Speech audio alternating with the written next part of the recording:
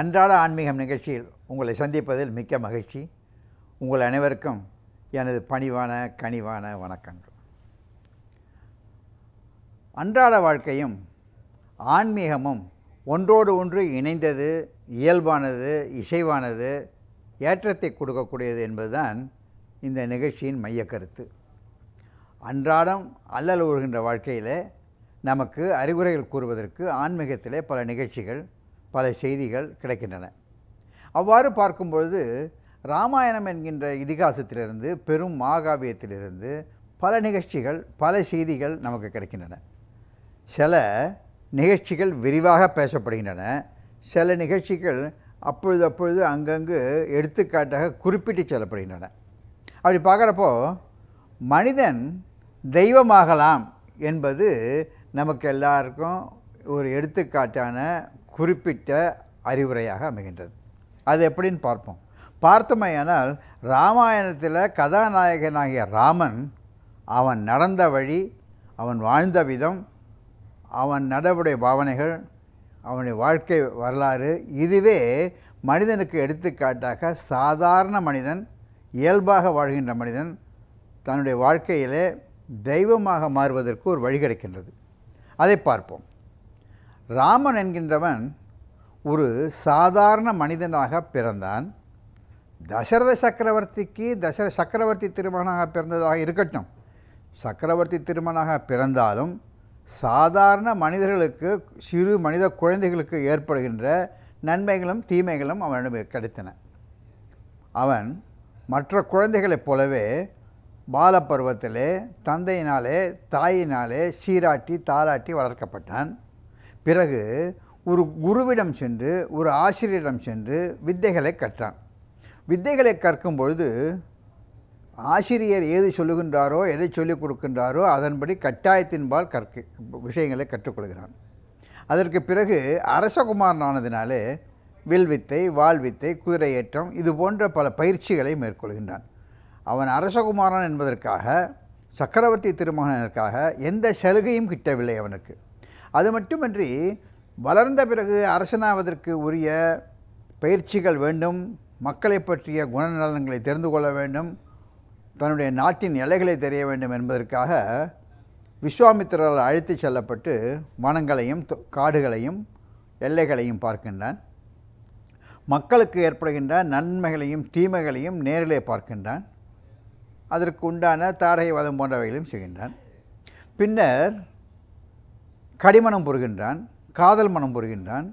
இது இயற்கையிலேயே இளைஞர்களுக்கு ஏற்படுகின்ற ஒரு இன்ப நிகழ்ச்சி. அந்த நிகழ்ச்சி ராமனுக்கும் நடக்கின்றது. வில்லை ஒடிக்கின்றான், வீரத்தை காட்டுகின்றான். வீரத்தை காட்டி ஒரு வனிதையை கைப்பற்றுகின்றான். சீதாதேவி அருமை மனைவியாக மாறுகின்றாள். பட்டாபிஷேகத்திற்காக காத்திருக்கின்றார்கள். மனிதர்களுக்கு சாதாரணமாக ஏற்படுகின்ற நிகழ்ச்சிகள் போன்று அதிர்ச்சியான ஒரு நிகழ்ச்சியும் ஏற்படுகின்றது ராமனுக்கு. மறுநாள் நாளைக்கு பட்டாபிஷேகம் நடக்கப் போகின்றது என்ற இன்ப எண்ணங்களில் இருக்கின்ற நேரத்தில் கடுமையான அதிர்ச்சி ஏற்படுகின்றது, தாங்க முடியாத அதிர்ச்சி ஏற்படுகின்றது. அப்பா, உனக்கு முடிசூட்டு விழா இல்லை, நீ காட்டிற்கு செல்ல வேண்டும், நாட்டை விட்டு வெளியேற வேண்டும் என்கின்ற ஒரு அதிர்ச்சி.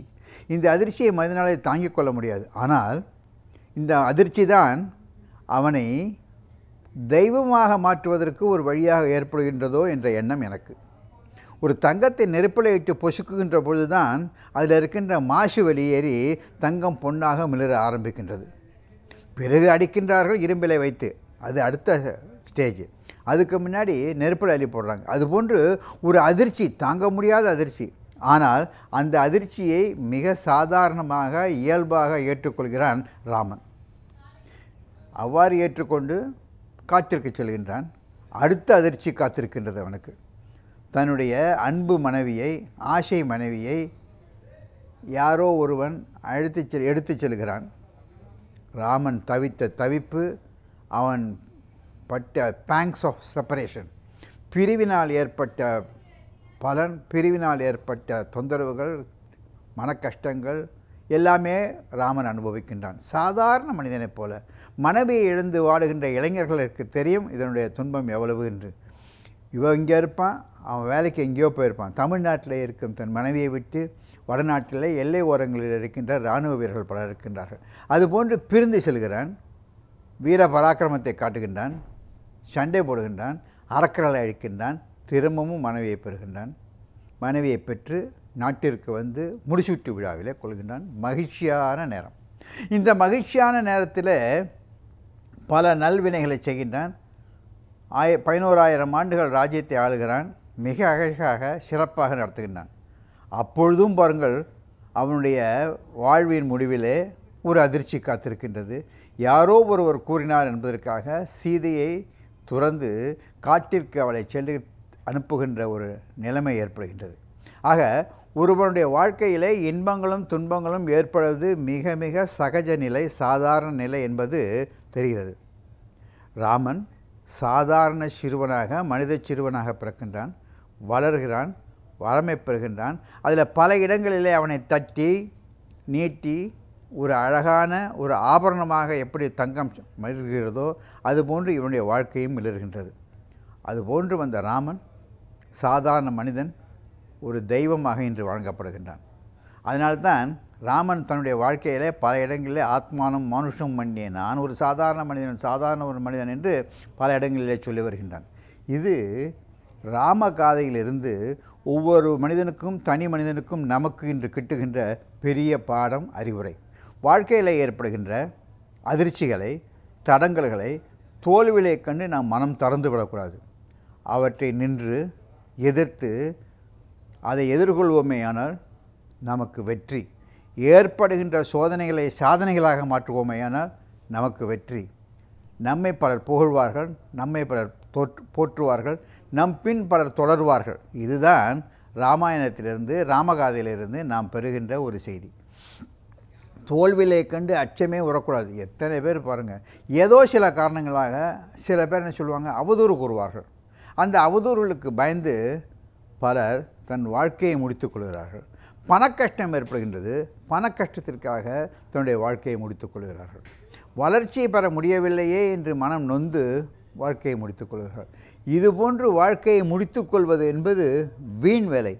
இதுபோன்று ஏற்படுகின்ற தொல்லைகளை, வேதனைகளை சாதனைகளாக மாற்றி வெற்றி வாகை சூடுவதுதான் மனிதனுக்கு தேவை, அழகு என்று கூறுகின்றது ராமாயணம்.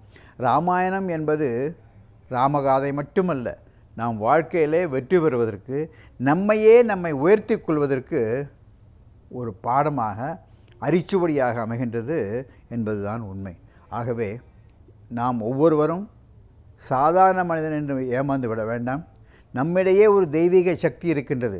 அந்த தெய்வீக சக்தியை வளர்த்து கொள்வோமேயானால் தோல்விகளை வெற்றிகளாக மாற்றுவோம். வெற்றிகளை பெற்று வேந்தனாக வளர்வோம். வேந்தனாக வந்து தெய்வமாக மாறுவோம். நம்முடைய வாழ்க்கையே தெய்வீக வாழ்க்கையாக மாறும். மறுமுறை சந்திப்போமா?